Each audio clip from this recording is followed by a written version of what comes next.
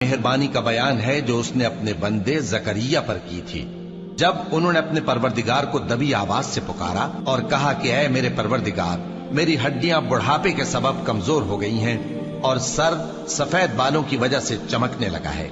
और ऐ मेरे परवरदिगार, मैं तुझसे मांगकर कभी महरूम नहीं रहा और मैं अपने बाद अपने भाई बंदों से डरता हूं और मेरी बीवी बांझ है, फिर भी मुझे अपने पास से एक वारिस अता फरमा जो मेरी और औलाद याकूब की मीरास का मालिक हो। और ऐ मेरे परवरदिगार, उसको खुश अखलाक बनाइयो। फरमाया, ऐ जकरिया, हम तुमको एक लड़के की बिशारत देते हैं जिसका नाम याहिया होगा। इससे पहले हमने उस नाम का कोई शख्स पैदा नहीं किया। उन्होंने कहा कि परवरदिगार, मेरे यहां किस तरह लड़का होगा जबकि मेरी बीवी बांझ है और मैं बुढ़ापे की इस हालत को पहुंच गया कि सूख गया हूं। हुक्म हुआ कि इसी तरह होगा। तुम्हारे परवरदिगार ने फरमाया है कि मुझे ये आसान है और मैं पहले तुमको